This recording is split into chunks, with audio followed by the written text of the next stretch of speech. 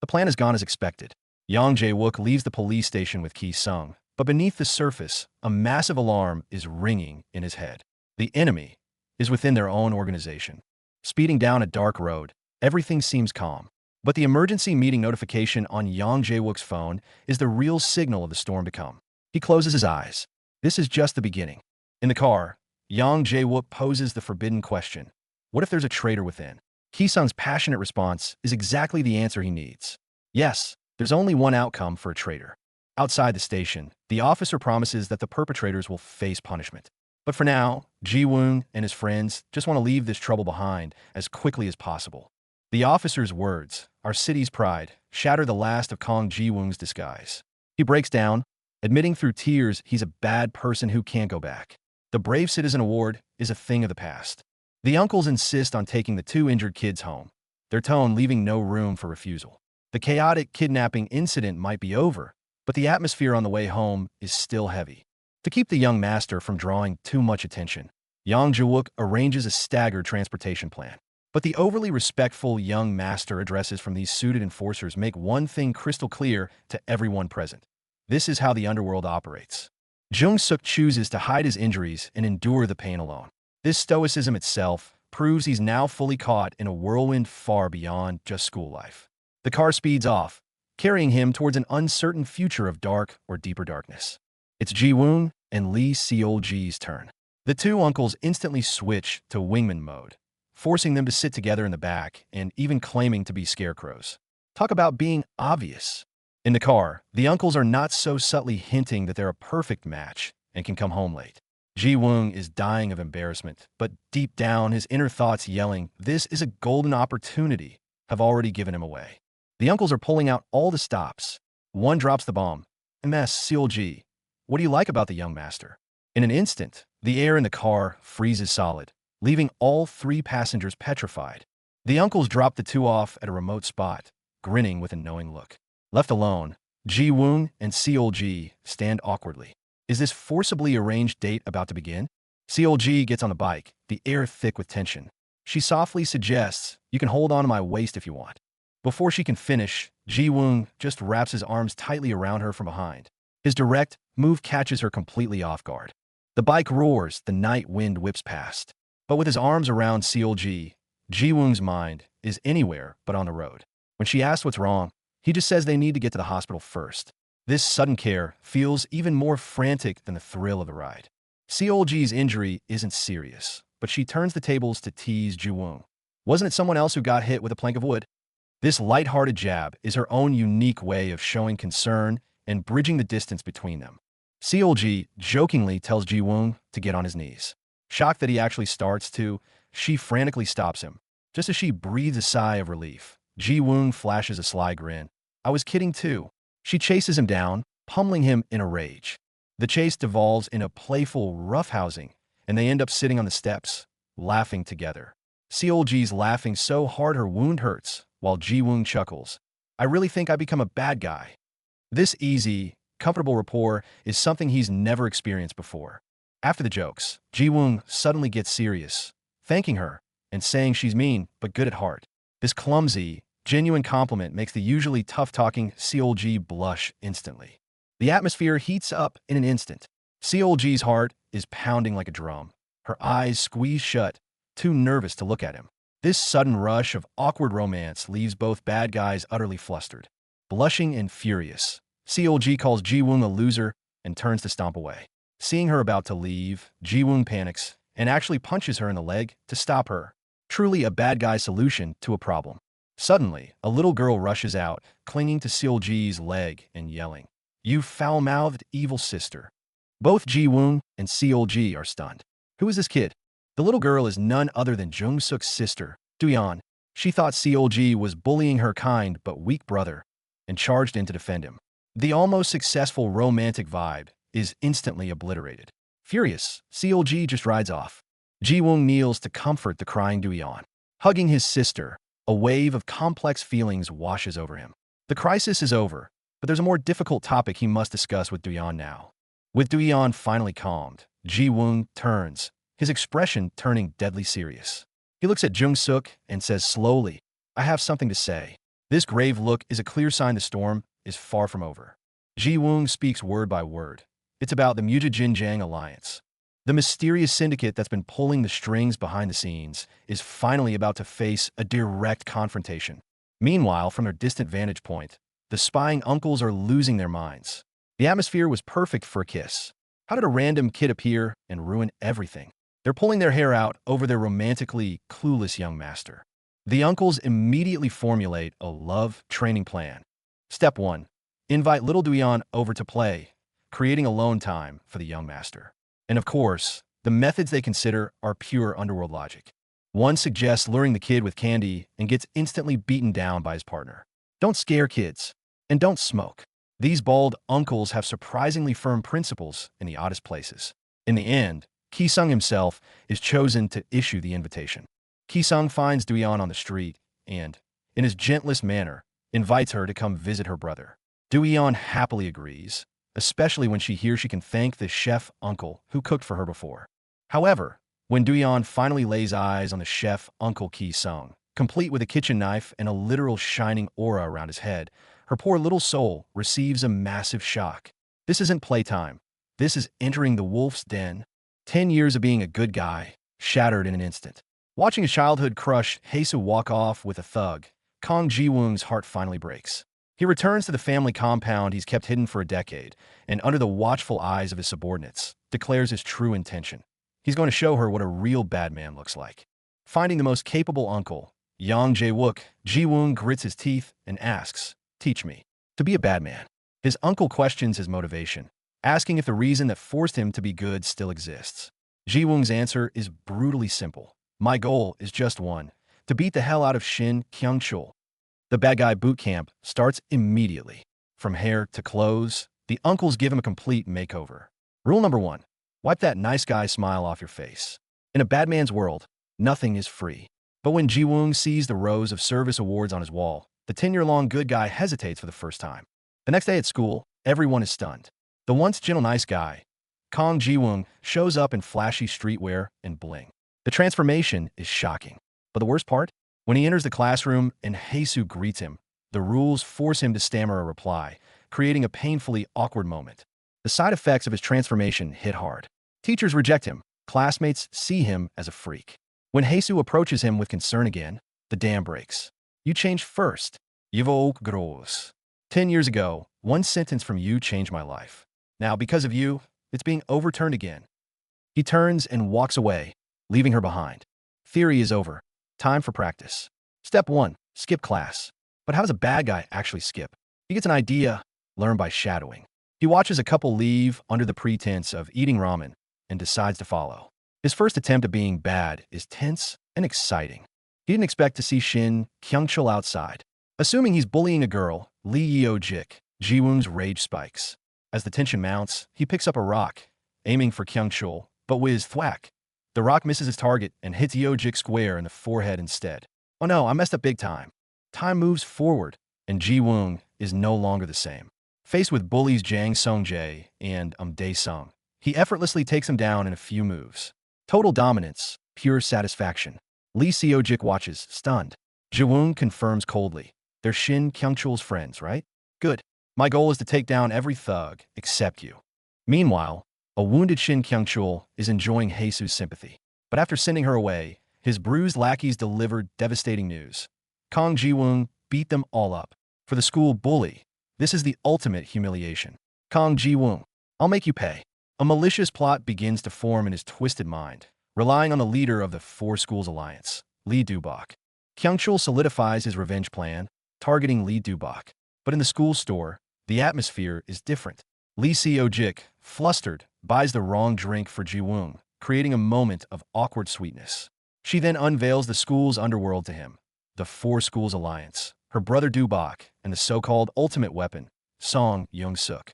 With a determined look, Ji-woong declares, "I'm going to take down every single bad guy I see and become the baddest one of all." Meanwhile, in the gym, the student council president has a secret talk with Lee Do-bak. Do-bak looks into the distance and muses, the typhoon that will shatter the school's peace has finally arrived.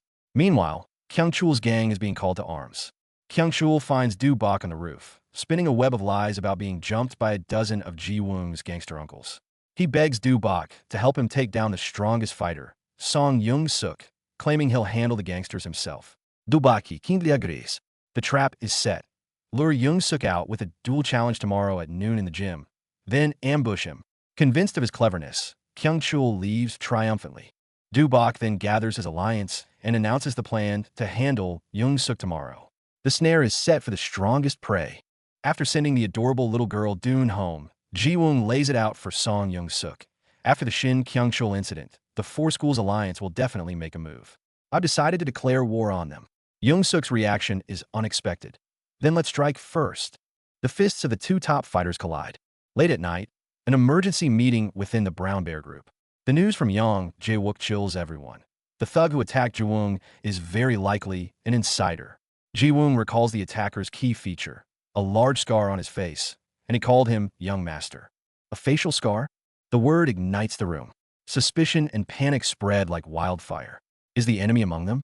With the internal spy theory temporarily set aside, the meeting shifts to the external threat, the Four Schools Alliance. Then, Uncle Gaisang stands up and drops a bombshell. To fight them, let me introduce myself. I was the first leader of the legendary squad, the predecessor of the alliance. Ji Woong and Young-suk are floored. But there's more. Gaisang wants Ji Woong to personally destroy this cherished memory of his. Right then, Ji Woong's phone rings. The caller? Lee Du-bak. The line between hunter and prey suddenly blurs. Cut to a completely different vibe. Lee Seo-jik is having a meltdown at home because Ji Woong is coming over. She's a flustered mess.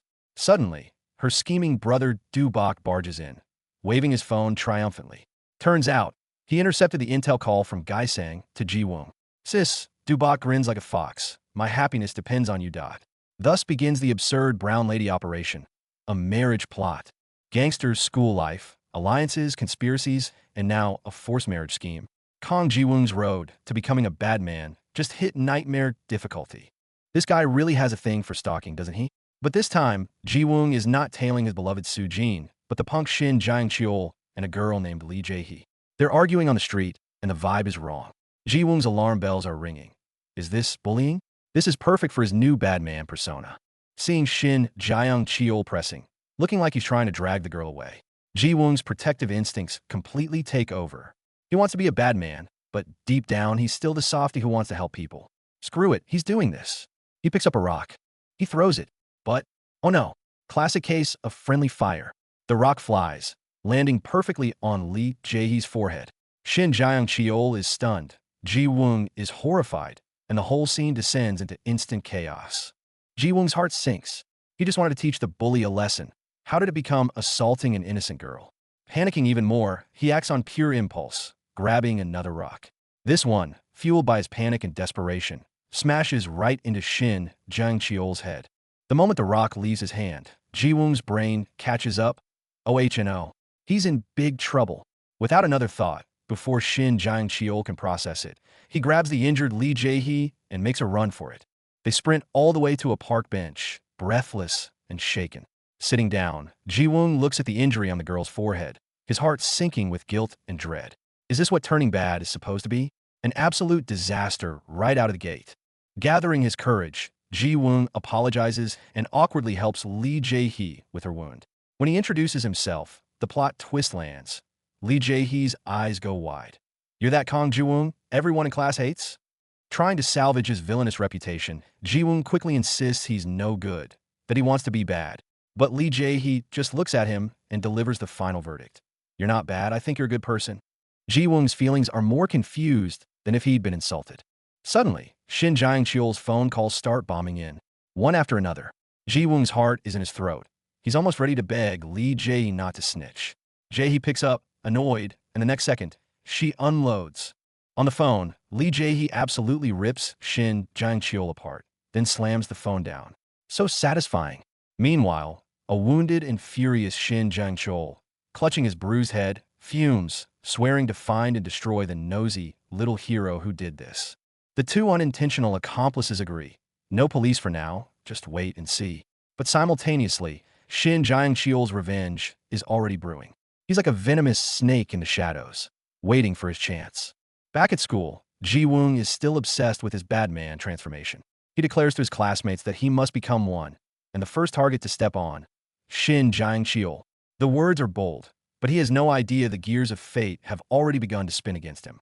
The plot thickens dramatically. Lee Jae-hee suddenly sits right across from Ji-woong for lunch. He's so startled he drops his chopsticks. This scares him more than Shin Jiang-cheol's threats. He scarfs his food down and flees, leaving a bewildered Jae-hee shaking her head. Disaster strikes again. Just as Ji-woong is about to head to the office for another scolding, he feels something is off on his wrist. And no, the powerful heirloom soul ring, symbol of his family and his newfound identity, it's gone. He's going to be in huge trouble. Ji-woong scrambles back to the classroom, frantically searching everywhere, sweat pouring. He has no idea fate has already snatched his ring, and an even crueler blow is waiting right outside the classroom door. Just his luck, he runs straight into the furious Shin Jiang-cheol. Enemies meet, sparks fly. With no warning, Shin Jiang-cheol kicks Ji-woong hard in the stomach. The guy who just vowed to step on his rival is now sprawled on the floor in disgrace. And Lee Jae-hee sees it all. Time skip. Shin Jiang-cheol has learned nothing and doubled down. He finds another tough guy, Lee Do-hyuk, leader of the Mujijinjang Alliance, and spins a sob story claiming Ji-woong brought a dozen gangster uncles to jump him. He convinces Lee Do-hyuk to help take down another powerful student, Song Young-suk, while he handles the so-called gangsters. Lee Do-hyuk agrees on the surface, but his own schemes are already churning. A plot against Ji-woong and his friends is set in motion. Shin Jiang-cheol leaves, smugly thinking he's found a powerful ally. Meanwhile, Lee Do-hyuk immediately calls a meeting with his top members, announcing their plan to teach Song Young-suk a lesson at the gym tomorrow. An evil pact is officially sealed. Meanwhile, back at school, not everything is sinister. Lee Jae-hee is already daydreaming about Ji-woong as a future gang leader, and Ji-woong himself faces a pivotal moment. His best friend, Jong Yoon, finally learns his true identity as a mob heir. Jong Yoon is furious, betrayed that Ji-woong kept this secret for 10 years. Heated words are exchanged in a corner of the school, but a decade of friendship holds strong against anger. Jong Yoon chooses to forgive, recognizing that at heart, Ji-woong is still the good person he's always been. After school, Jong Yoon and the others walk home with Ji-woong naturally. It's a heartwarming sight, but one that stings with bitterness in a jealous observer's heart. Little do they know, a new storm awaits at Ji-woong's doorstep. At the gate, Uncle Yang Jae-wook delivers the special training order, no school from tomorrow. His friends say goodbye, sad but supportive. Unseen, Shin Jiang-cheol's lackeys witness this development. The lackeys are thrilled. With Ji-woong gone, it's the perfect chance to target the isolated Song Young-suk. The next day, Young-suk walks alone to school, feeling an uncanny stillness in the air. Meanwhile, Shin Jiang-cheol and his goons lie in wait at the gym. A major time leap. After intense clashes, betrayals, and battles, Ji-woong has defeated Shin Jiang-cheol, lost Soo-jin, and gained new allies. And our dear Miss Lee Jae-hee is now having a full-blown girly meltdown because Ji-woong is coming over tonight. Bam! Her door flies open. Her older brother, Lee Do-hyuk, leader of the Mujijinjang Alliance, storms in, a knowing smirk on his face. Lee Jae-hee, you want to get closer to Kong Ji-woong, right? Jae, startled and furious, throws a pillow at his face, yelling at him to get out. But Do-hyuk isn't budging. He reveals his trump card. He has all the intel on the Mujijinjang that Ji-woong desperately needs. Do-hyuk lays out his brilliant business proposal. If Jae-hee helps matchmake herself with Ji-woong, he can then share the intel and cozy up to the future Brown Bear Gang madam. It's basically pimping out his sister for career advancement. This wild scheme is officially dubbed Operation Brown Bear Lady. Do-hyuk laughs like a supervillain, already picturing his rise to power through his sister's connections. Poor Ji-woong has no idea he's about to be set up with a future wife. Meanwhile, gang politics are heating up. The bald Uncle Ki-sang tells Ji-woong and Song Young-suk about his glory days dominating 4 schools and founding the very Mujijinjang alliance they're now facing. Forced to the ground and humiliated by Shin Kyung-cheol and his gang, Kong Ji-woong's greatest agony wasn't the physical pain.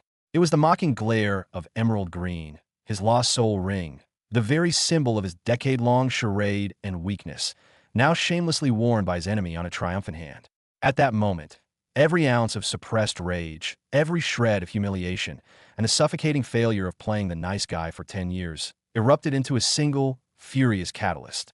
Thank God for Li Yiji and the intimidating intervention of the stoic warrior Song Yung-suk. They temporarily scattered the hyenas. But was this a turning point? Watching Shin Kyung-chul swagger away, flaunting the stolen memento, Ji-woong's soul crystallized into a single, brutal truth. Relying on others would never reclaim what he lost, his pride, his ring. He had to take them back himself.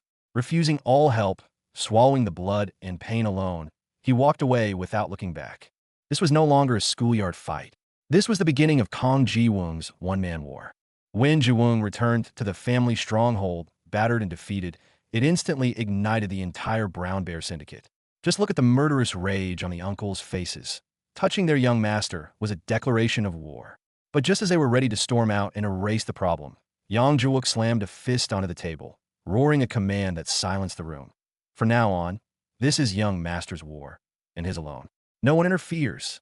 Asterisk, asterisk, a top-tier crime syndicate forcing its heir to solve his own problems? This brutal, seemingly cold decree hides the deepest kind of trial and ultimate trust. The family strategy meeting was deadly serious. When the uncles learned the young master not only got beat up, but doesn't even know how to fight back, a chilling silence fell over the hardened gangsters. Finally, bald Uncle Ki-sang delivered the brutal truth. Young master, lesson one in this life. Your first victory is beating someone weaker than you until they beg for mercy. Morality? Honor? They're irrelevant here. It's the law of the jungle. Listening to this world-shattering Syndicate 101 guide under the weight of all their expectations, Kong Ji-woong took a deep breath and gave a resolute nod. I'll do it.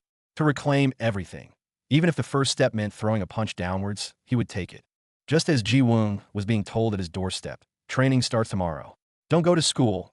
Asterisk, asterisk, the gears of a dark conspiracy were silently turning elsewhere.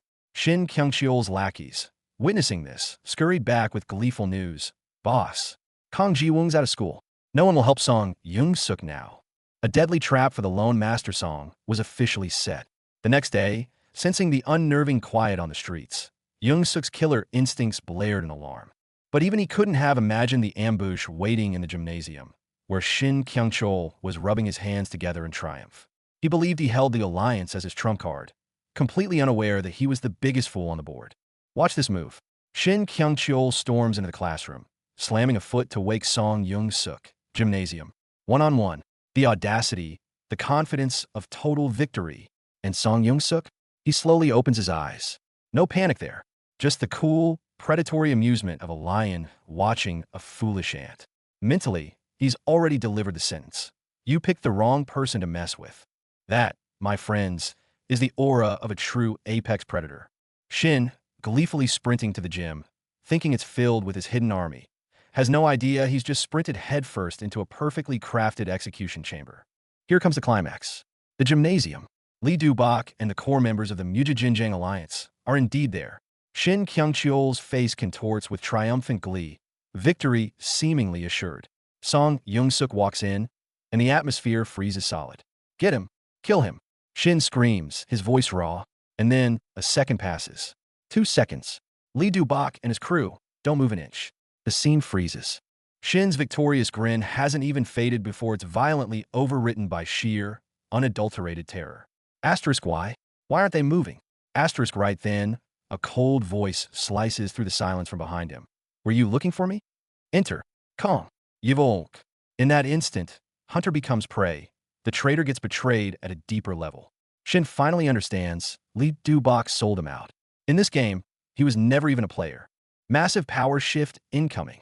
Instead of solidifying power at his own school, Kong Ji-woong receives a secret invitation from Park Myung-jun, the boss of Chanyakai. On the basketball court, the proposition is laid bare. I'm not here to fight. I want an alliance, to take down the current leader of the Mujijinjiang together. Ji-woong keeps his guard razor sharp. This guy is a viper, seemingly cooperative but ready to strike without warning. Yet, staring at this tangled chessboard, an alliance with an enemy from within might just be the sharpest, fastest blade to shatter the stalemate. Driven by cold strategy, a fragile, distrustful oral alliance is forged. Who their combined blade will ultimately strike first, that's anyone's guess. Yet, back on his own turf, the taste of victory is the bitter frost of isolation. The rumor new school boss Kong Ji-woong spreads like a virus. Wherever he goes, classmates no longer laugh and joke. They hold their breath, lower their heads, and scatter.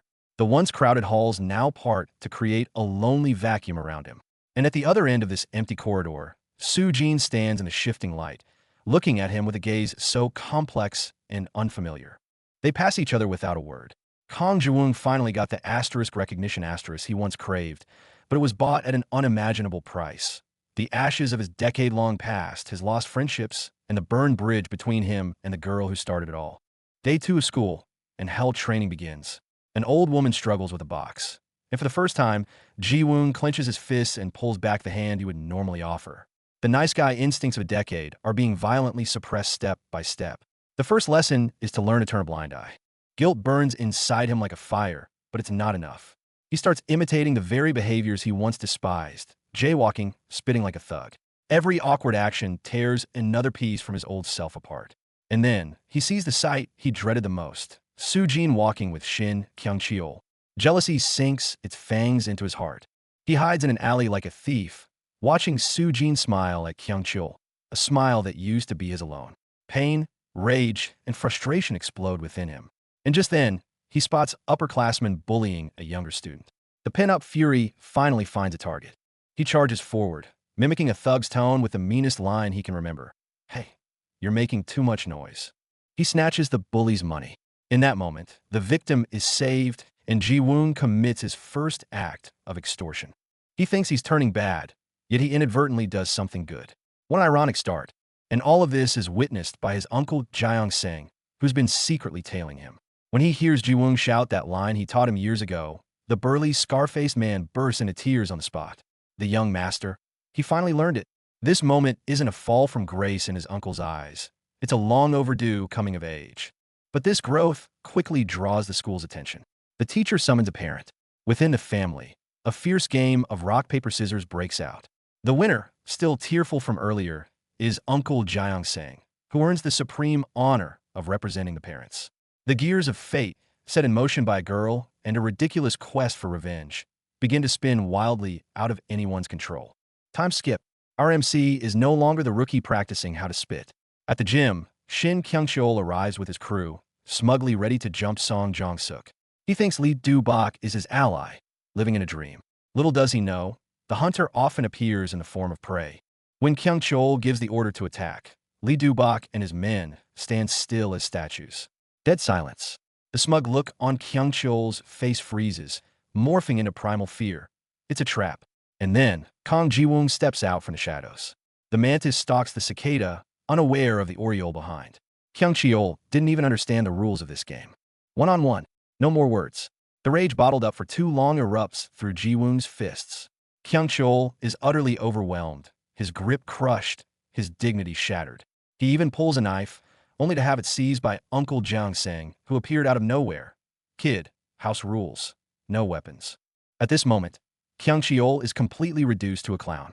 Ji-woong pins him down, punching again and again. Under the horrified gaze of the crowd, he screams the question that fueled his painful transformation. Now, who's the worst man? It only stops when Song Jong-suk grabs his wrist. He won. He took the cruelest revenge on his rival. But the taste of victory is nothing but endless emptiness and the complete loss of himself. After that, a special person appears by Ji-woong's side. Lee Seok. The girl who once misunderstood him is now his staunchest supporter. In the classroom, she leans in, waving a thick notebook. "Hey, let me tutor you on the Mujijinjiang Alliance." The light in her eyes is nothing like the way Su-jin once looked at Kyung-cheol. After school, Lee Seok's room becomes a makeshift war room. Maps are spread, names circled. Jiran Hai's number 2, Jo Eun-ho, ace of the basketball team. A real problem, she analyzes coolly like a strategist. I suggest starting with the weakest, Ma Jin-hai. Yevok listens intently.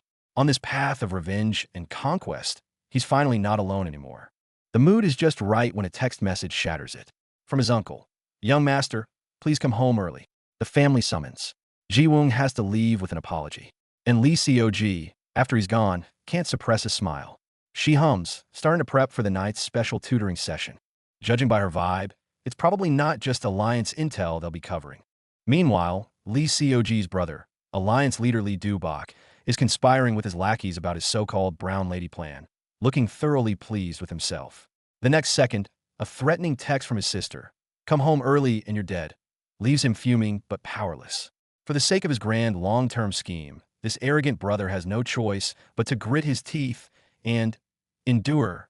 On her way home, Lee Cog is cornered by her former besties. They sneer, "Why do you always hang out with those lowlifes?" Looking at their fake concern, Cog finds it ridiculous. She offers no explanation, simply turns and leaves, tossing back, "I have plans." Her steps don't hesitate for a second, heading straight for the dangerous, real, dark world of Kong Ji-woong. This time, it's her own choice. Lee Yojin, once labeled an outcast for hanging with the undesirables, is now the one doing the distancing. Her old friends try to pull her back into their fake circle, but she doesn't even glance back. Because tonight, there's someone far more important to meet. Her friends' accusations are sharp. Hanging with those losers hurts your image. Look at Yojin's face, sweating, guilt and regret practically oozing out. She stammers an apology. "Sorry, I didn't think about that." But do you really think she's turning back? The excuse is weak. Gotta go clean. They see right through her attempt to distance herself.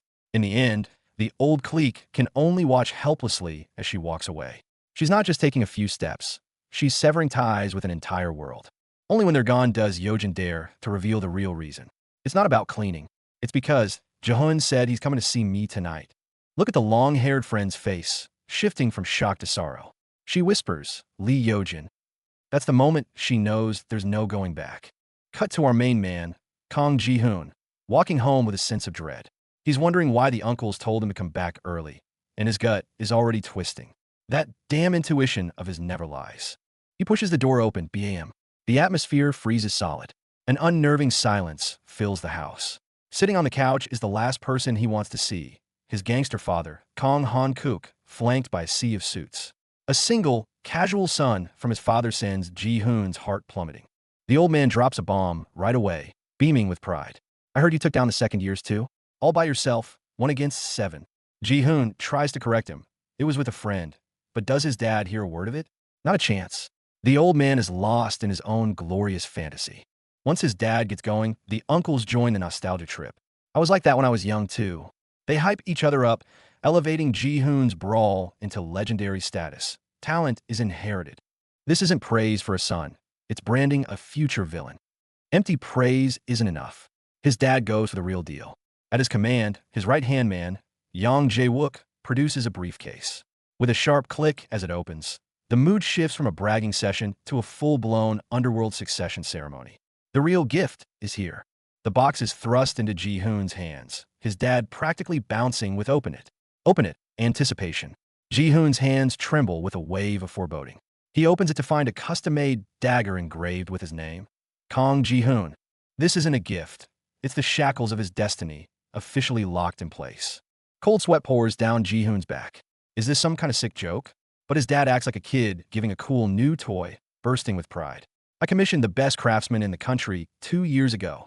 And then the ultimate weirdness. He takes a photo, setting a pic of his son holding the knife as his phone wallpaper. This toxic paternal love is suffocating. Satisfied, the father leaves, leaving Ji-hoon behind in a room full of complicated gazes. The uncles are moved that the young master has finally shown his filial piety. But in a corner, one man is nearly grinding his teeth to dust. That man is C1. C1 glares at Ji-hoon and Yang Jae-wook, jealousy and hatred burning a hole in his chest. "I'm out here, getting my hands dirty on the front lines, and you, Jae-wook, just lounge around the young master. Now you think you're above me," he seethes. "All right, Jae-wook, your easy days are numbered." Before leaving, his father paints an even more insane picture. "I want you to climb higher. Take over the city, the country, even the world." Ji-hoon can only nod stiffly. Jae-wook is ordered to continue looking after the young master. Watching this, C1's mind finishes crafting a venomous plan for revenge. After bowing respectfully to see everyone off, C1's face contorts in the shadows. He hisses a venomous curse into the air. "Yang Jae-wook, I will absolutely make your life hell." The undercurrents within the organization, stirred by Ji-hoon's ascension, begin to churn violently. The threat is coming from within their most trusted circle. Cut back to Ji-hoon. After sending off his father, a walking disaster, he's completely drained. But there's no time to rest. Because tonight, there's an important appointment to Lee Yojin's house. He sneaks out like a kid skipping school, rushing toward that tiny sliver of freedom and warmth that belongs only to him. Meanwhile, at Lee Yojin's place, she's frantically cleaning to welcome Ji-hoon. Just then, her good-for-nothing brother barges in, demanding instant noodles. A sibling war erupts instantly. Yojin loses it and yells, "Kang Ji-hoon is coming over! Get out!" The moment he hears Kang Ji-hoon is coming, her brother does a complete 180. From acting like a slob, he transforms into a cleaning robot, blindfold, gloves, and all, speeding through the house until it's spotless. He's going all out, whether for his sister's happiness or maybe his own future prospects. After the cleaning spree, the sister even manages a rare "thanks, bro," and offers to make him noodles. This heartwarming moment lasts all of 3 seconds before Ji-hoon's call comes in. Yojin instantly flips, screaming at her brother who just finished helping. He's calling, "Get out now." Talk about fragile sibling bonds. Ji-hoon only dares to sneak out after confirming the uncles are asleep. He stands at Yojin's door, palms sweating. This is his first time visiting a girl's house alone since he was a kid. A deep breath, a ring of the doorbell. His heart is pounding like crazy. The door opens, and Yojin greets him with a smile. Ji-hoon's first words upon entering aren't astonished. "Wow, your place is so clean." Little does he know the domestic warfare some brother just endured to make this moment possible. The living room isn't the end of it. Yojin invites him straight into her bedroom. Ji-hoon's mind goes blank with a mental beastie. Going into a girl's room? This is the first time. He's so nervous he can barely speak, standing at the doorway like a statue. Finally stepping into this private, fragrant space, Ji-hoon feels his heartbeat hammering in his ears. And Yojin? She walks in with drinks and cuts straight to the chase. Should we start with the latest version of the plan to eliminate Mujijin Jiang? Well, so much for a normal date. Tonight's theme is still taking down the school's toughest. They debate where to study, the desk, the bed. Yojin blushes hard at the mention of bed. They finally settle down to start with intel on the third years. In this warm, slightly MA room, Ji-hoon momentarily forgets the gangster's dagger, his father's expectations, and the deadly undercurrents. But calm is always just a prelude to a storm. Zhixiong's first move as the boss isn't to assert dominance, but to sneak out for a campus power map tutorial with Lee. The tension is palpable. One hints at getting comfortable, the other frantically demands they sit and start talking. It's a masterclass in romantic obliviousness. But as Lee pulls out her notebook and starts dissecting the second most powerful figure on campus, it's clear she's far more invested in his schemes than he could ever guess. The intel keeps flowing. Lee dismisses the second-in-command as a lightweight, just a sore loser who can't beat her brother at anything, even basketball. Her read on the situation is razor-sharp. He'll try to recruit Zhixiong next. But she's not just analyzing, she's strategizing. Once you're boss, target the weakest neighboring school first, she suggests, practically mapping out his conquest. This isn't just help. It's a master strategist grooming the future king. His genuine, "Thank you, Lee," carries real weight. Aftermath of the tutorial, under a comfortable night sky. The atmosphere shifts drastically when Zhixiong, in a moment of rare social awareness, shyly offers, "Want to ride on my motorcycle?" Is this the same guy? Lee's inner monologue explodes with strategy. Don't rush, slowly capture his heart. But on the outside, she gracefully declines the ride, saying she'll walk. It looks like maintaining distance, but this calculated pullback is a masterstroke. Zhixiong is being expertly played by the strategist who's already won the game in her mind. After the parting, their minds race in completely different lanes. Lee sighs, thinking he's hard to understand. Her romantic campaign is off to a rocky start. Zhixiong's mind, meanwhile, is laser-focused. Gotta prioritize my school moves tomorrow. Gotta impress the old man. While she's psychoanalyzing his heart, he's strategizing his next fight and filial piety. This isn't a love story. It's a comedy of cross-purposes. Good luck to both of them. The moment Zhixiong gets home, he's blinded by the holy light radiating from Uncle's polished head. The interrogation begins immediately. "Young master, I believe you were asked to report your movements." Caught red-handed, Zhixiong blabs about studying league matters with Lee. Uncle's skeptical glare says it all. "Lee, young master, you're not falling for her, are you?" In his family's eyes, Zhixiong's teenage romance is a full-blown national security threat. The gap in perception is hilarious and terrifying. Uncle launches a savage fashion critique. "You wore Gucci?" Talking to a girl. The horror.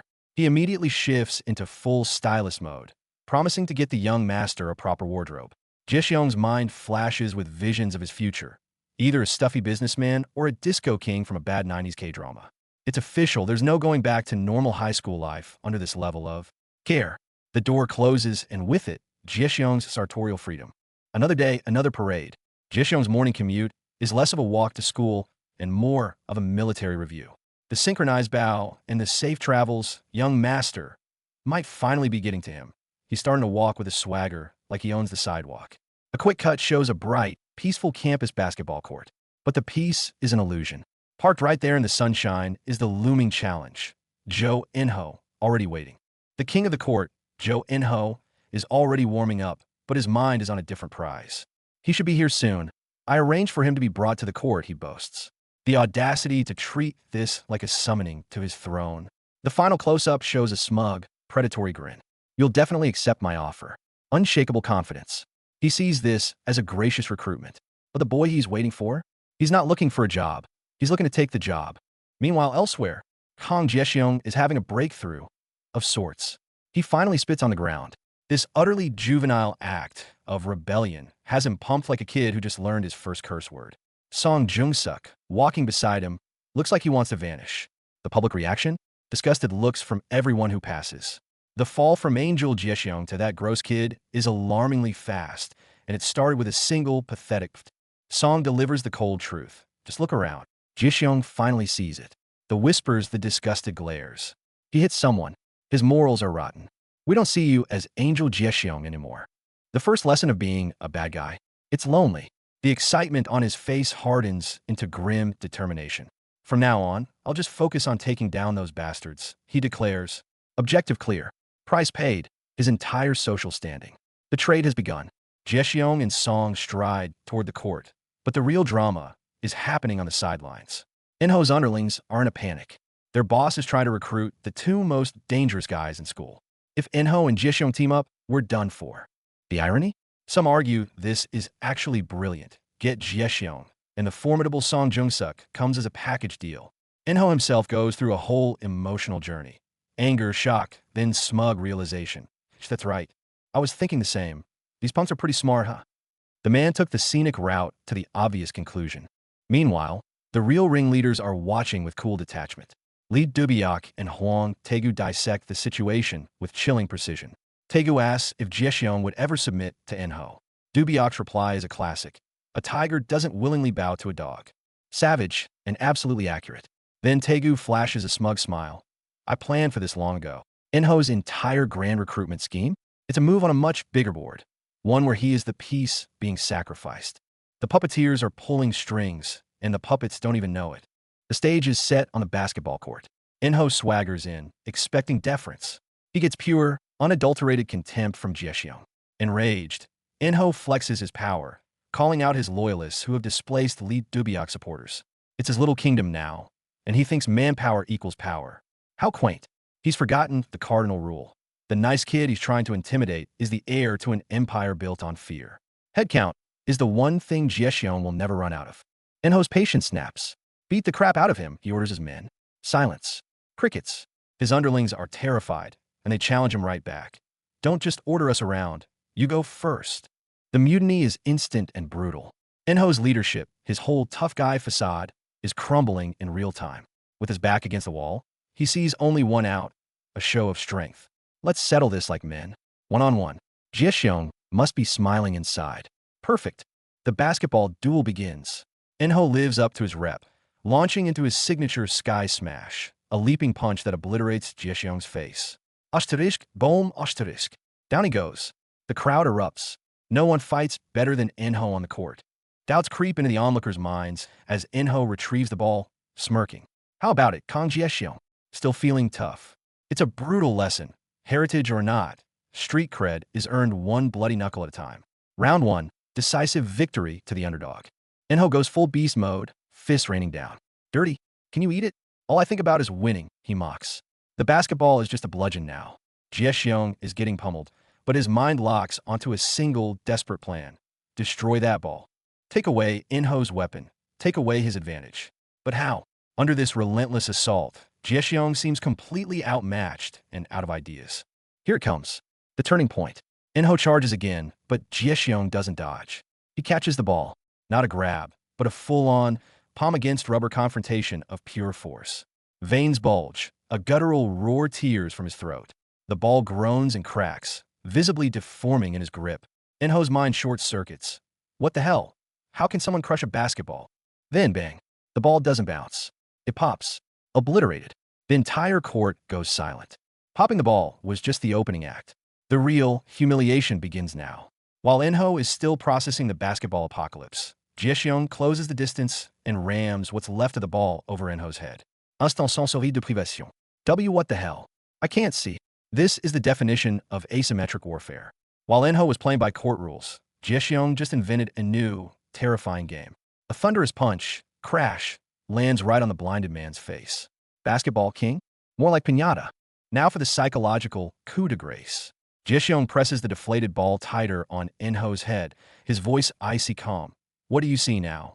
Enho's bravado evaporates, replaced by primal terror and slurred gibberish as his senses shut down. This isn't a fight anymore. It's a demonstration. Breaking the body is one thing.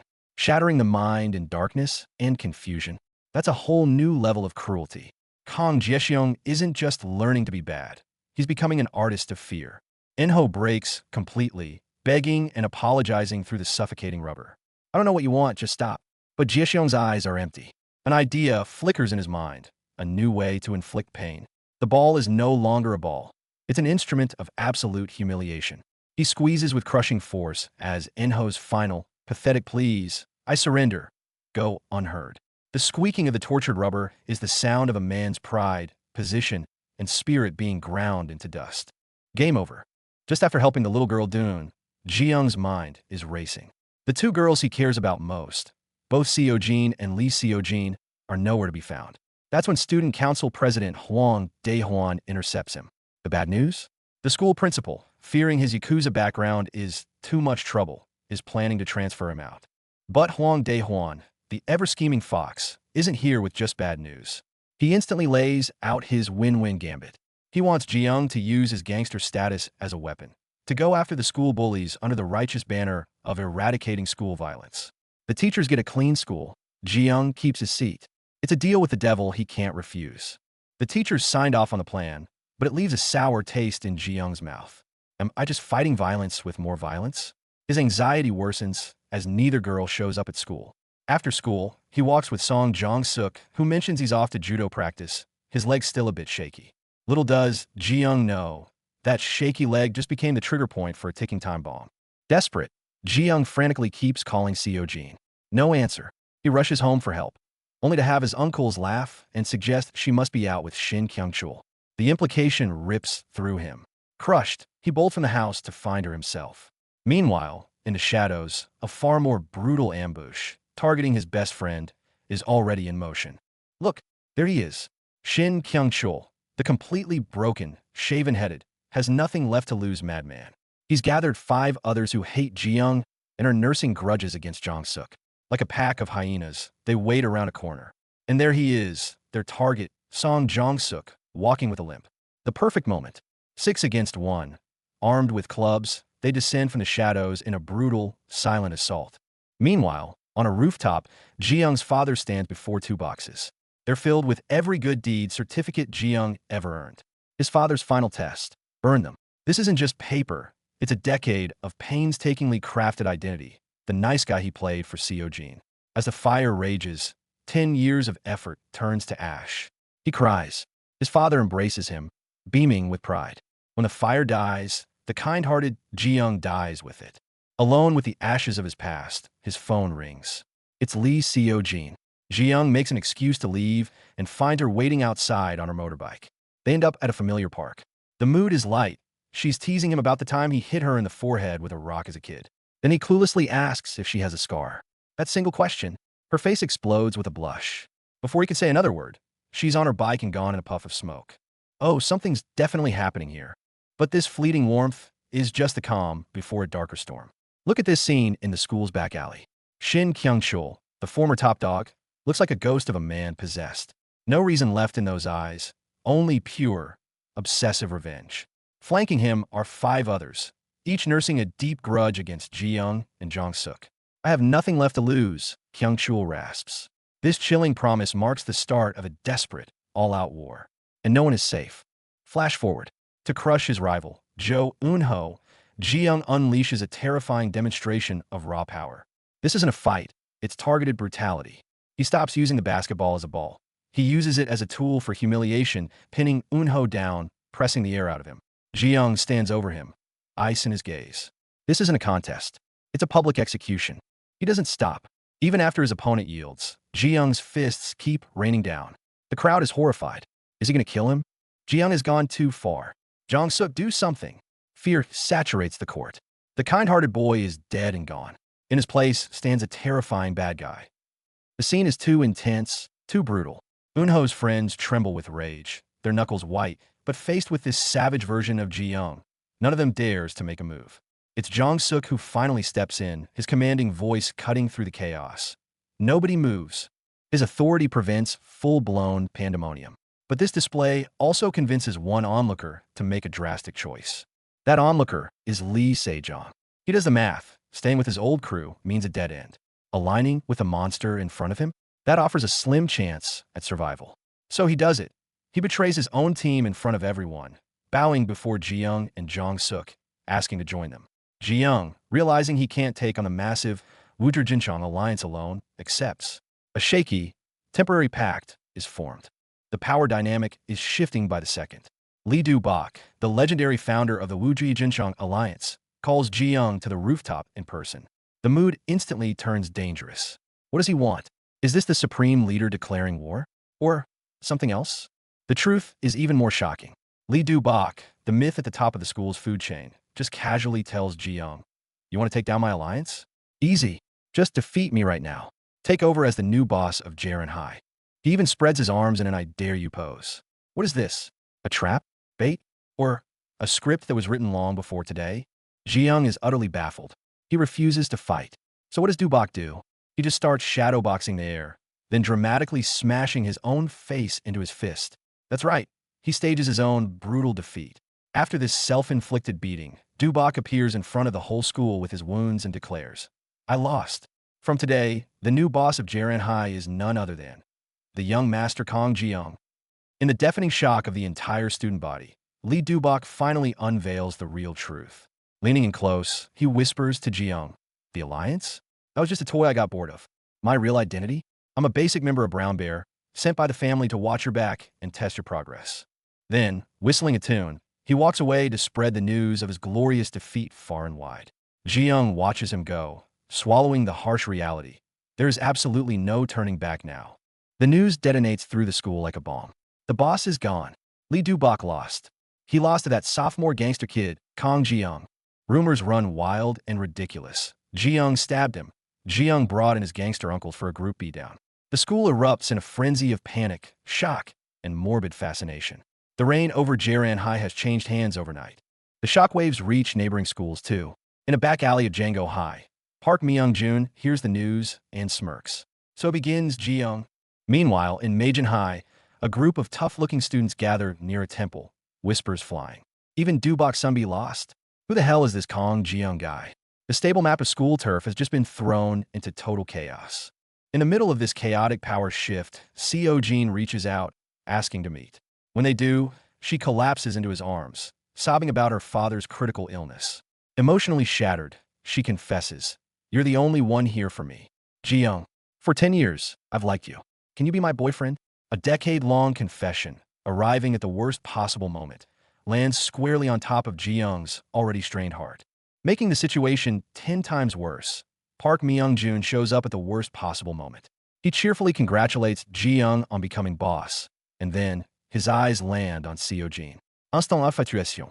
Right in front of Jiang, he starts asking for her number. Seeing her flustered and scared, Jiang snatches the phone away and hangs up, shooting Myung-jun a death glare. But this embarrassing incident only hardens Seo-jin's judgment. "You've really changed, hanging out with scum like that." On the way home, Seo-jin keeps pulling at his sleeve, pleading and whining, "Be my boyfriend, please." She even pulls out the 10 years ago card, the very thing that broke Jiang originally. Finally, he stops. There's no anger, no sadness in his voice. Just cold, hard finality. "You were the one who said bad guys were cool. You made me this way. Now you're the one complaining? Sorry. I have a new goal now. I don't like you anymore." And with that, he walks away, leaving her crying on the street. A 10-year love cut off in an instant. Seojin breaks down, crying on the pavement. But when she lifts her head, tears give way to a chilling, frighteningly cold glare. Gung Yung, I'll make you regret this. You'll come crawling back to apologize to me. Meanwhile, in the shadows of a distant alley, Lee Du-bok stands with a satisfied nod, rejecting her first real confession. Well done, young master. You passed this test. The clean break from his past sets Jiang strangely free. Back at school, he's greeted by Lee Du-bok, who's now fully committed to his loyal subordinate role with hilariously over-the-top respect. Not stopping there, Du-bok pulls him aside for a whispered, aggressive pitch. Be good to my sister, okay? She's cute, kind, and a gaming god. You two should hang out more. Wow, even the big boss is matchmaking now. Sure enough, the classroom air is thick with awkwardness. Jiyoung doesn't know how to talk to Lee Seojin, and she's still mortified from her last escape. They get caught talking in class and are separated. His friend Junie, though, is loving the drama. You two moving fast, huh? Let's hit the PC bang after school. Word is Seojin is a gaming queen. She can teach you. Hey, not a bad idea. At the PC bang, the vibe quickly shifts. Lee Seojin drops the shy act and transforms into a calm, focused gaming coach, patiently instructing Jiyoung from the basics. Their hands brush while reaching for the mouse and keyboard. A delicate, sweet tension hangs in the air until the door slams open. A group of rough-looking outsiders swagger in, their eyes instantly locking onto Seojin and Jiyoung. The moment shatters. Two of them, Kim Jong-min and Song In-ho, swagger over. They seem to recognize Seojin, then sneer at Jiyoung. Hey kid, who you with? We're the ace players of the Brown Bears. Jiyoung can't help but roll his eyes. Someone's seriously impersonating his family? He quietly pulls out his phone. All right, let me show you what an authentic Brown Bear response feels like. Panic mode. Kong Chi-woong is spiraling. Han Soo-jin's phone goes straight to voicemail, swallowed by the void. His last hope? The uncle's at home, but they're just drunkenly laughing, teasing Soo-jin, probably on a date with Sin Jiang-cheol. That verbal knife twists in his gut. He can't take it anymore. He explodes out the door, driven by one desperate mission. Find her. Meanwhile, in the shadows he can't see, a deadly trap is already sprung. Sin Jiang-cheol, the man he drove into the gutter, has nothing left to lose. Look at him. Shaved head, eyes burning with pure, unhinged madness. And he's not alone. He's rallied 5 other scumbags who despise Chi-woong and Song Jong-suk. 6-on-2? Forget fairness. On a lonely street, they ambush the still-injured Jong-suk. 6 figures, weapons in hand, launch from the darkness. Even a fighter like Song Jong-suk can't withstand this cowardly swarm. Blows rain down like a steel hailstorm. He fights back, but it's desperate. Each step a retreat. They target his legs, his weakness. It's brutal. The once undisputed king of the school is beaten down, a human punching bag. He hits the ground. Elsewhere, Chi-woong's frantic search hits a sudden, bittersweet pause. Little Doon, she's munching on a fish-shaped pastry, pure joy on her face. This image is a gut punch. Doon is Jong-suk's most precious little sister. Chi-woong forces a smile, comforts her, but he doesn't see the hungry eyes in the shadows, already targeting this innocent child. Change of plans. Sin Jiang-cheol's crew originally targeted Doon to lure Jong-suk. But a juicier opportunity drops in their lap. They see him. They see the limp, the slowed movements. The plan shifts instantly. Why bother with a kid? Let's take down the wounded tiger right now. 6 against 1. They encircle Jong-suk as he walks away from his sister, cutting off all escape. A one-sided slaughter. Jong-suk fights like a demon, taking a few down with him, but it's hopeless against numbers. A pipe cracks against his skull. Darkness swallows him. He's dragged away like trash. And the worst part? Kong Chi-woong and little Doon witness the entire horror show from just meters away. Doon's screams are gut-wrenching. Chi-woong's world spins, blood running cold. But he can't break. He holds the squirming, sobbing girl tight against his chest, shielding her eyes from the nightmare. Don't be scared.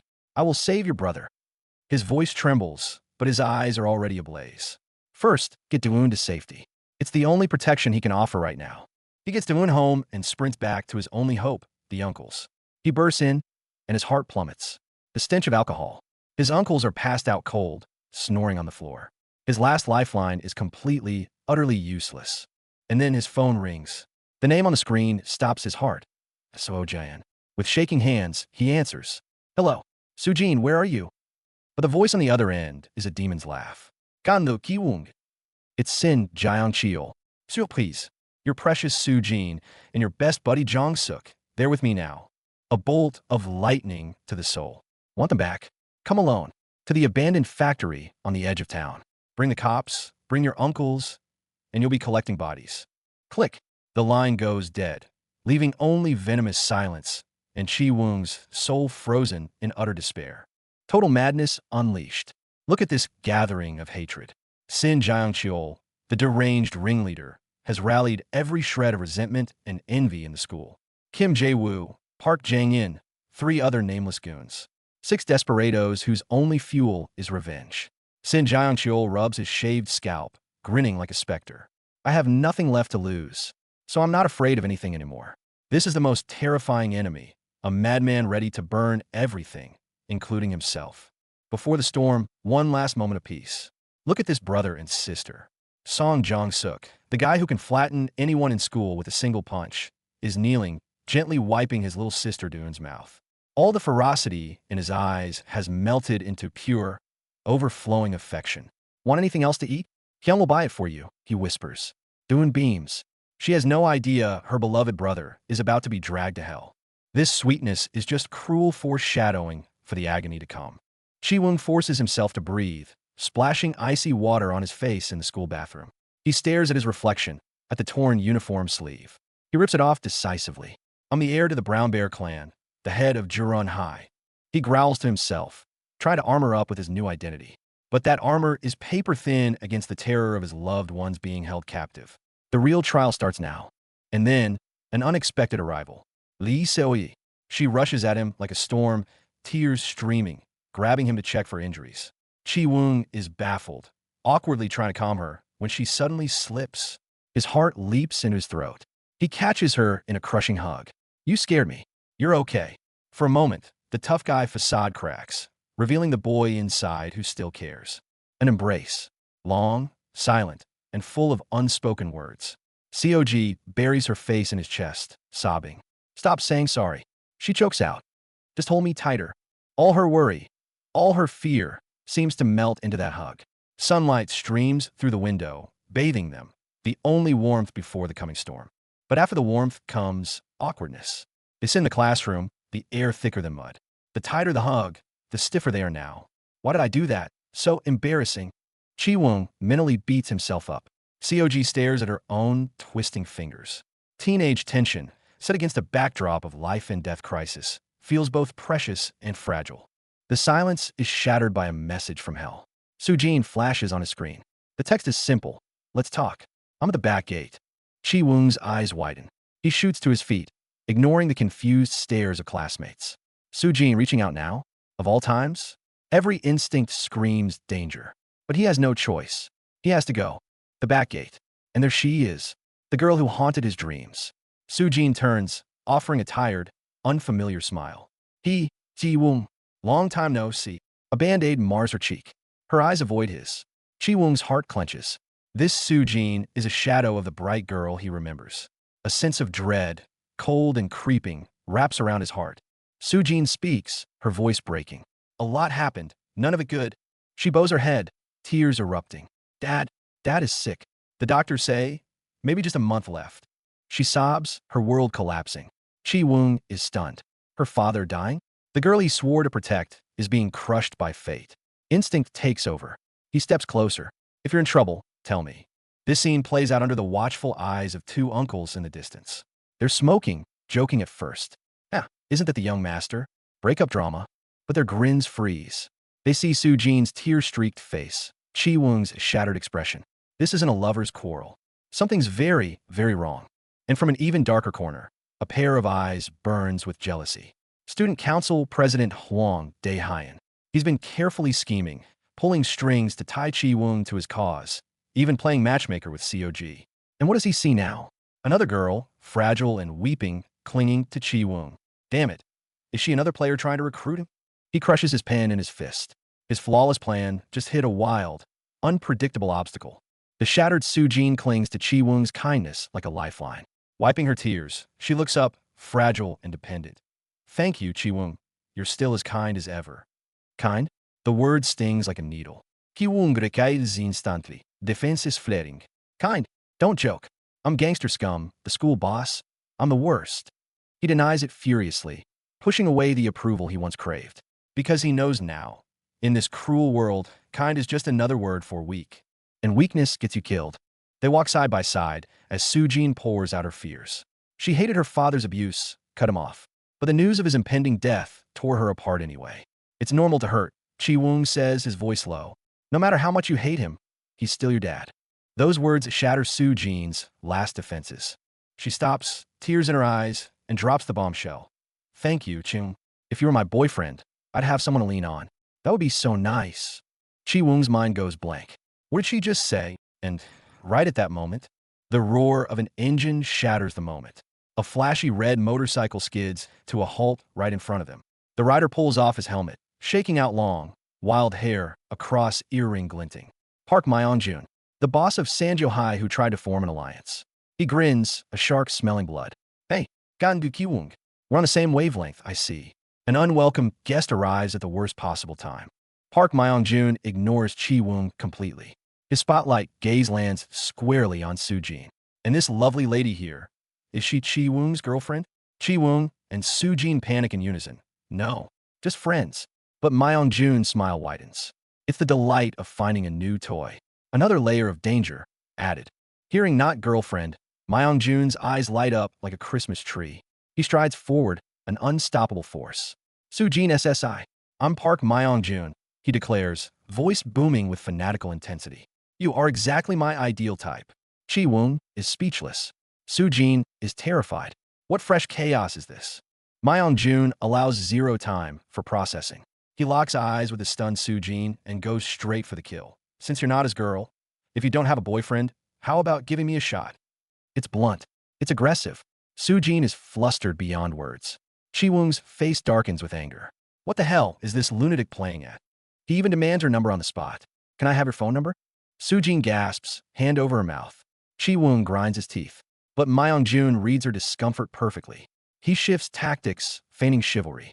If it's too much pressure, we can take it slow. It's fine if you don't give it. A tactical retreat that's really just setting a more tempting trap. This rival isn't just insane. He's cunning. Chi Wung has had enough. He grabs Myeongjun's arm in a vice-like grip, yanking him away from Sujin. Can't you see she's uncomfortable? Back off. Myeongjun stumbles, but keeps that infuriating grin. He looks back at Chi Wung, eyes challenging, and drops another bombshell. I'm not some player. I just fell for Sujin SSI at first sight. First sight? Chi Wung is speechless. A chaotic, absurd love triangle unfolds right on top of a life-or-death kidnapping crisis. The madness multiplies.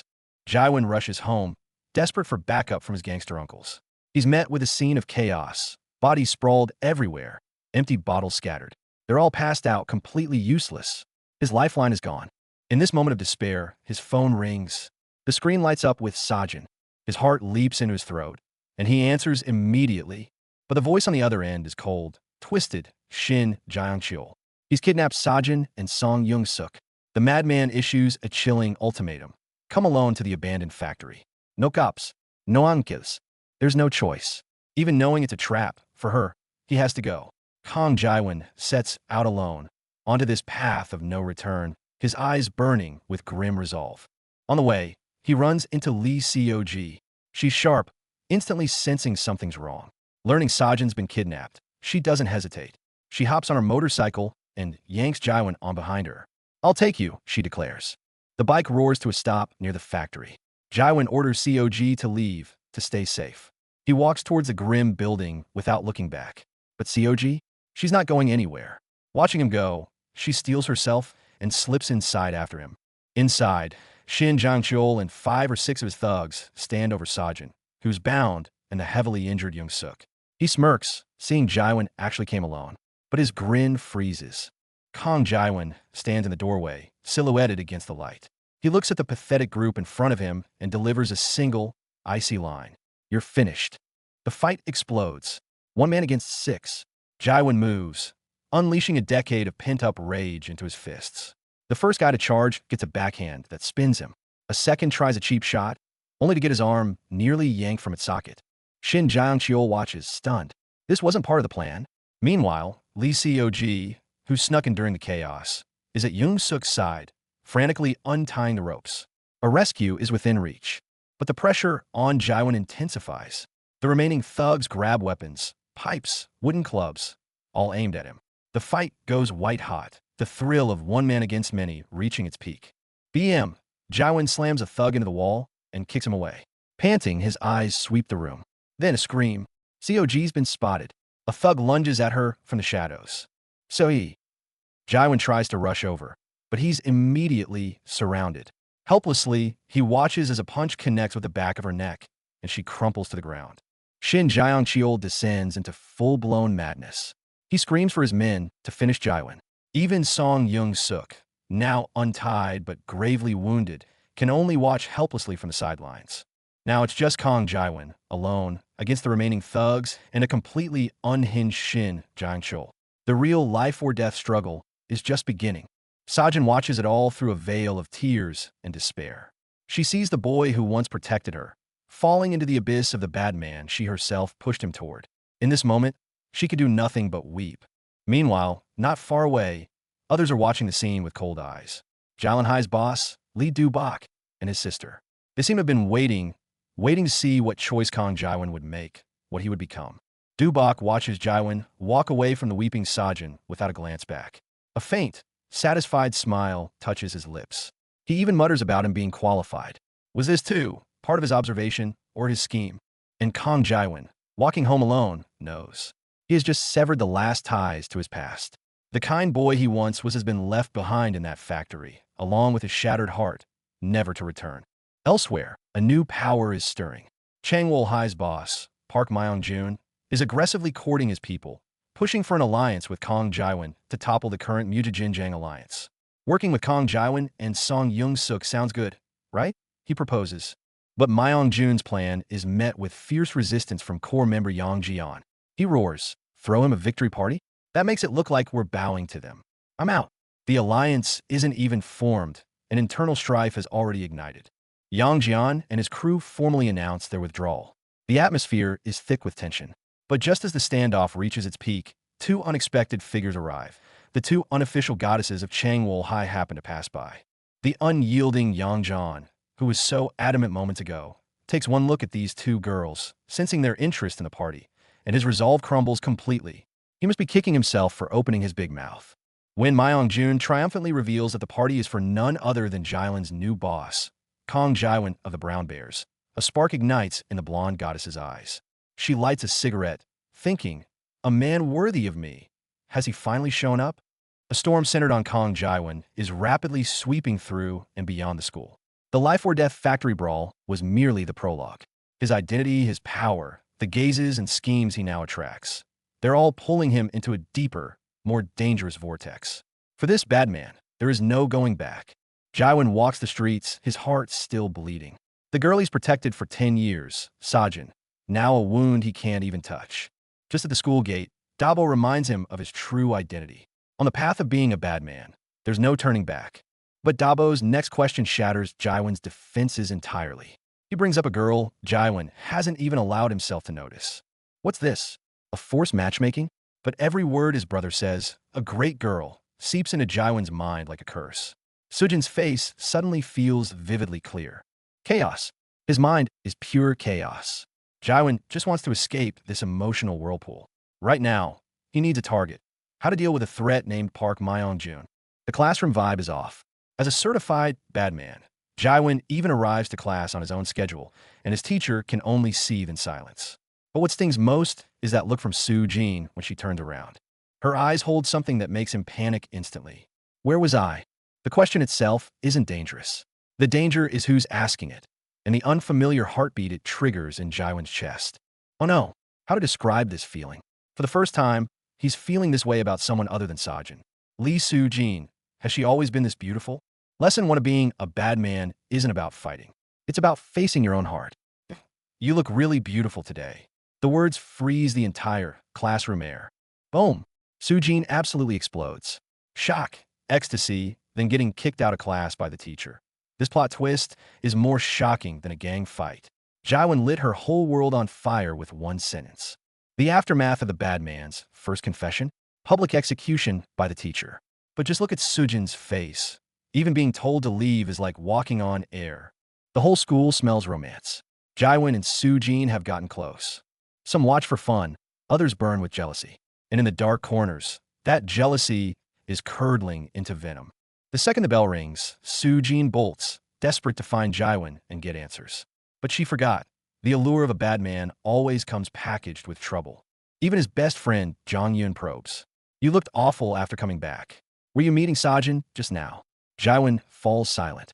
The weight of two girls, past and present, crushing the air from his lungs. Feeling confused? Zhang Yun has the ultimate guy answer. Go play video games. And he drops a key piece of intel. Want to level up? Find Sujin.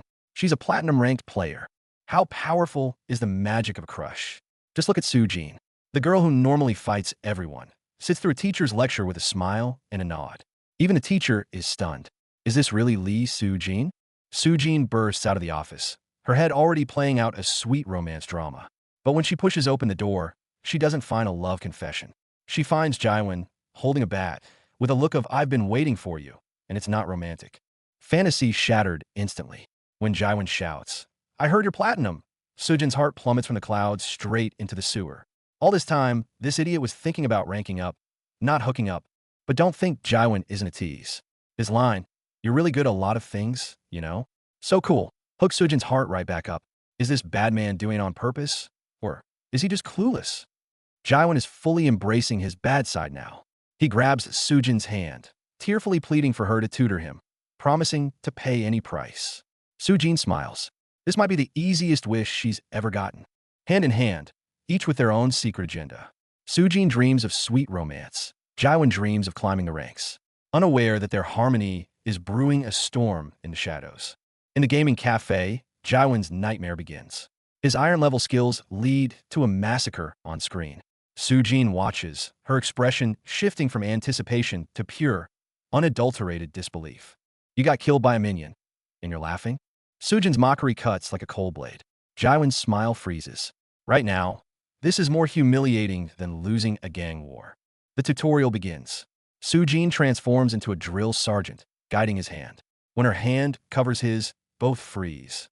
The spark of tension between them is more electric than the cafe's power grid. Right as the mood gets delicate, trouble arrives.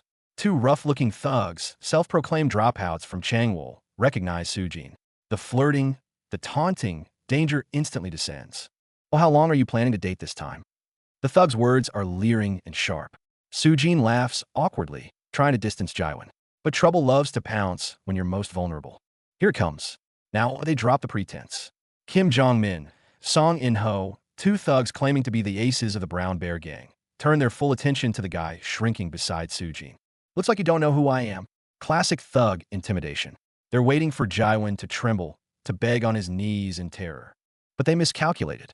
Jiwen simply picks up his phone and says, "Ah, hello." In that moment, the real predator and the pretenders are instantly revealed. The voice on the other end of the line is calm, uttering just 5 words. "Can you come over for a moment?" A true-dimensional assault is about to descend from right above the Galera PC Cafe. Zhixiong's ultimate move, the infinite pickaxe, absolutely devastated Shin Zhongqiu. Just when everyone thought he had won, the tables flipped. The mobster Uncle Shin had called. Park Woo-jang steps in, and suddenly, all of Zhixiong's attacks look like child's play. This guy doesn't even bother to dodge. The uncle counters with a single, brutal move, easily overpowering Zhixiong.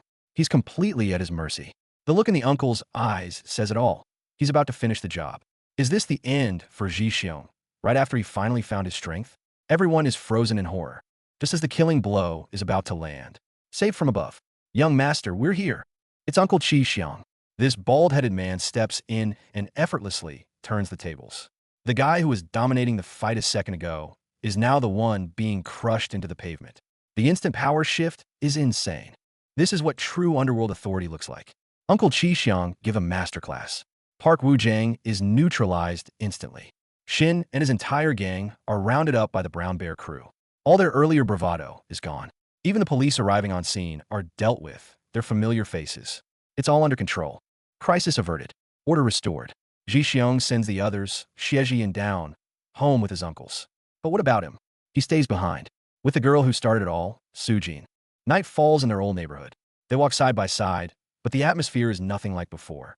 Sujin is shaken, not just by the danger, but perhaps by the glimpse she got of the brutal world Zhixiong now inhabits. Sujin looks at this boy who is both familiar and completely changed. She thinks back to their childhood. I still like the kind Zhixiong Appa, she says. That one sentence is a dagger to Zhixiong's heart. This isn't a confession, it's a condemnation. What she misses is the kind Jiang Zhixiong, the person he could have returned to, but can never become again. And the cruel irony? He did all of this for her, to be worthy of her. So why does hearing her voice aloud hurt so unbearably much? The night ends. Everyone goes home. But Zhixiong knows his real war has just begun. Shin Zhangqiol at school was the tutorial boss. The real trouble is the anonymous thugs using the Brown Bear crew name to cause chaos. The so-called School Skippers Clan. The organization also senses danger. Yang Zhixiong suspects the guy who ambushed the young master last time was one of these imposters. A real gang member couldn't just disappear. The situation is getting murkier. Meanwhile, a few wannabe tough guys calling themselves the School Skippers Clan are hiding out in a PC bang, boasting about being aces. They have no idea their tall tales have just put a target on their backs, courtesy of the real underworld. The Brown Bear crew doesn't waste time. The PC bang door gets kicked in. The so-called ace, a blonde punk, gets his hair grabbed so fast his head spins. He's still shouting, "Who dares touch a Brown Bear crew ace?" The irony is deadly. The real Brown Bear crew is standing right in front of him. Bald Uncle Zhixiong, the X-shaped scar on his forehead, tells a story of real battles. He smirks and asks back, "So what kind of aura do I give off, punk?" The blonde kid's bravado instantly evaporates, replaced by pure terror and cold sweat. This is the difference between the original and a cheap knockoff. Dragged to the organization's secret base, all their earlier arrogance is gone. A thorough physical adjustment later, they're beaten to a pulp. Yang Zhixiong leads the interrogation himself. Who's backing you? Who's stupid enough to give you this kind of confidence? Playing tough? Not a chance. Against real underworld methods, these small-time punks fold instantly. Sobbing and trembling, they spill everything. It's the School Skippers Clan. There are 5 of us in total. One of the fatties tries to play games, but a quick adjustment leaves his jaw dislocated, screaming in pain. Finally, a clue emerges, a bloodstained business card. Manager in Chanwu. Seeing that name, Yang Zhixiong and Zhixiong's expressions shift. Yang speaks with chilling seriousness. There is no one named in Chanwu in our organization. The implication is massive. Another, potentially more dangerous, group is impersonating them. This isn't just a prank, it's a challenge. From the 2 captives, they confirm the School Skippers Clan has 5 members. 3 are still out there. Zhixiong is seething. So, 3 left? I'm going to personally verify the identities of every single one. A full-scale purge against the imposters is about to begin. Operation Night. Yang Zhixiong decides to hold off reporting to the boss. He needs to dig up the remaining members himself and present a complete solution. If the ambush on the young master was these imposters doing, then this is his best chance to redeem himself and prove his worth. Meanwhile, the 3 remaining members of the clan, blissfully unaware their doom is imminent, are heading to their secret hideout. A guy named Choi Young-rak and 2 girls, Lim Younghwa and Park Ha-young. They're complaining about cleaning and thinking of moving their base. Back at the hideout, the blonde bait laid out on the floor sees his friends approaching. Inside, he's screaming, "Run! Young-rak, run!" But he can't make sound. All he can do is watch helplessly as they walk right into the Brown Bear crew's trap. Footsteps approach. Choi Young-rak reaches the door. What the? Was that a sound earlier? He thinks his friends are playing a prank. The next second, enforcers ambush him from both sides. Trying to mess with us? Choi Young-rak is knocked out cold. The 2 girls behind him see him fall. They're confused, thinking it's another one of their stupid Xtube channel pranks. What the hell? Is he trying to prank us? They have no idea this is a real, violent abduction. Seeing the girls, the enforcers hesitate for a moment. One peeks out from behind the fridge, trying to seem friendly. "Hey there, little ladies. Wanna sha?" But his leering grin registers as pure creepiness to the terrified girls.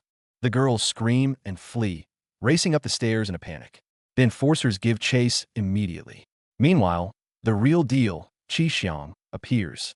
He looks down at the subdued Choi Young-rak, his eyes devoid of warmth. "I have some questions. Answer them wrong, and you're a dead man." 3 out of 5 school skippers are caught. But for Jiang Zhixiong and the Brown Bear crew, these clowns are the least of their worries. The real danger is the name behind them. In Chanwu, and whatever shadowy group is bold enough to impersonate their name and move in their territory. Zhixiong's underworld journey has just encountered its first true external, unseen enemy. After the crisis, everyone is safe. Ji Woong asks his uncles to take Seo Hee and Doon home first. And then, under the night sky, it's just him and the girl he pretended to be a good person for 10 years. They walk through the old neighborhood where they grew up. Sojong speaks softly, reminiscing about the kind Kong Ji-woong who would fight for her. Listen to these words. Each one is a dull blade twisting in Ji-woong's heart. In the darkness, Ji-woong can't bring himself to look at her. The more she cherishes those beautiful memories, the deeper the wound in his heart cuts. He played a role for 10 years for one person, and she fell in love with the good guy illusion he created. Talk about irony. Finally, Sojong stops. Her eyes hold a decade's worth of courage and love. Looking at his back, the light that had guided her through childhood darkness all gathers into her most sincere confession. Sojong tells him, "You gave me a reason to live. You became my reason for living." Everyone, look at the expression on Ji-woong's face now. It's undeniably the sweetest, yet most fatal, thing this mafia heir has heard in his entire life. Sojong finally confesses the feelings she's held for him for 10 years. But Ji-woong, his body trembles. An internal battle, far more brutal than any street fight, is raging.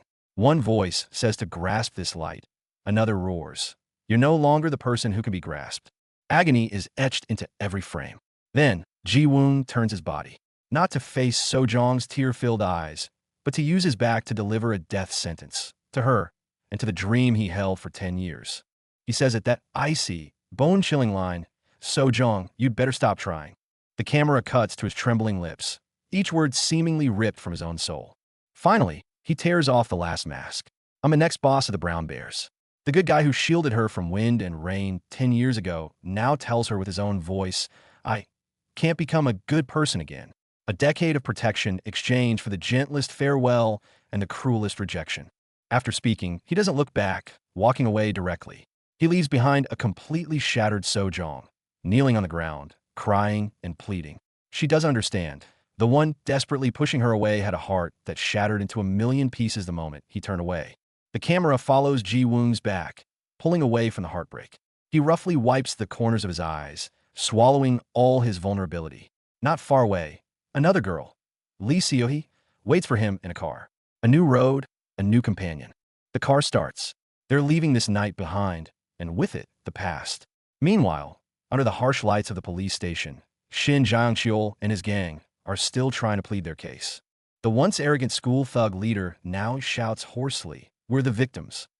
But the officer in charge, Kim, has eyes as cold as ice, cutting off his pathetic excuses. The fear on Jiang face is his final, true performance. This night is over. One kidnapping case, 2 confessions cut short. Sojong's light is out. Ji-woong dons a new wolf's hide in the darkness. As for Shin Jiang, his madness will find its final chapter behind the iron bars of the law. Han Gyu rejects Jin Hee's tearful pleas with finality.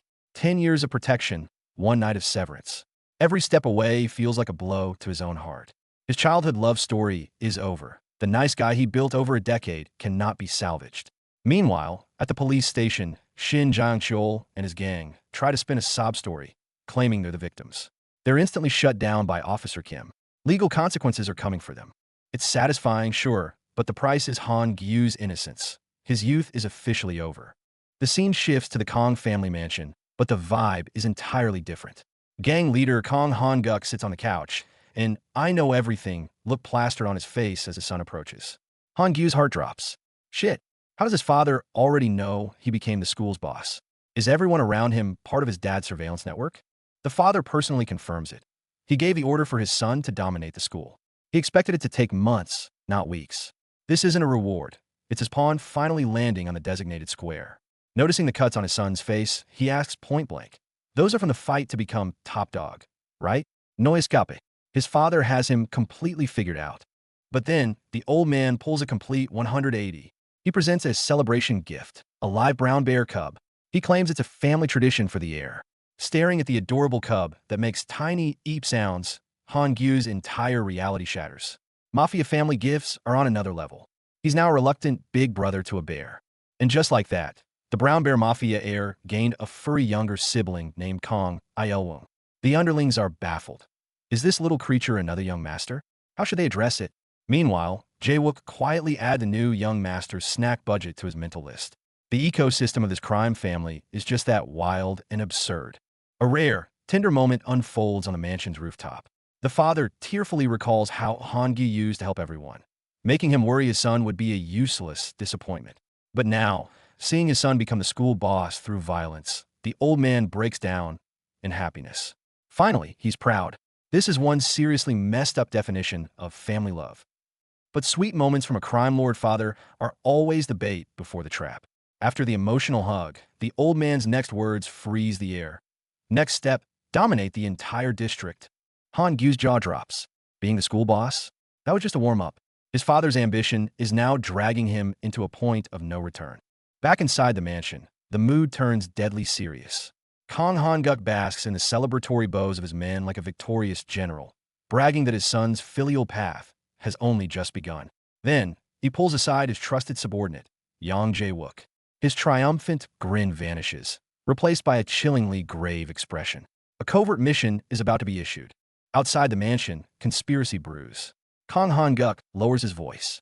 He suspects a mole within their ranks. Someone named Kim Min-woo has been spotted in the territory of their rival gang. He orders Jae-wook to investigate thoroughly. While the surface celebrates his son's achievement, the shadow war of internal politics and betrayal is his daily reality. After giving out an assassination-level secret mission, Kang Han-guk casually hands Jae-wook cash for a celebratory meal, telling him to have fun with the boys. Jae-wook bows respectfully. Only after his boss is out of sight does he dare look at the bill, and nearly drops it. 1 billion won? The boss's kindness comes with an absolutely staggering weight. Meanwhile, another family member, Gun-ho, is finishing his work. Standing over a group of beaten-down bald gangsters, he triumphantly calls his boss on the phone. "You didn't think I'd come back empty-handed, did you?" In this world, violence is still the most direct form of a door knocker and information source. Gun-ho got his intel. A social media photo shows a few thugs celebrating the graduation of someone named Eun Chan-woo. Just like that, Eun Chan-woo is marked as the organization's next target. In the underworld, a single name can ignite the next violent storm. Back at the headquarters, Jae-wook announces the massive bonus for a feast, and the underlings erupt in cheers. But the party atmosphere is a front. He immediately pulls aside the hot-headed Hee-sang and shuts the door. The truth comes out. A subordinate of a key lieutenant, C1, is suspected of betrayal. A deadly game of espionage has already begun. Hearing this, Hee-sang explodes, ready to handle the traitor immediately. But Jae-wook stops him. "Your face is known now. You're compromised. We need someone new, intelligent, and unseen." He thinks of a name, Tae-gon. Another chess piece is selected, destined for the lion's den. Just after setting the spy investigation in motion, Gun-ho returns with his intel. Eun Chan-woo. Target confirmed. At the same time, they've secured items from the 2 female students who escaped during the kidnapping incident, a blue phone and pink slippers. A devious plan forms in Jae-wook's mind. Use these as bait to lure the girls out. To gain intel, mafia methods spare no one, no matter how low. Cutting sharply back to Han Gyu's home. The atmosphere suddenly turns cozy and comical. The young master wants to help set up the feast, but gets shooed away by his uncles, told to go play with his baby brother, Il-wung. Mesmerized by the bear cub's furry belly, Han Gyu can't resist a petting attempt, which accidentally wakes the sleeping baby bear.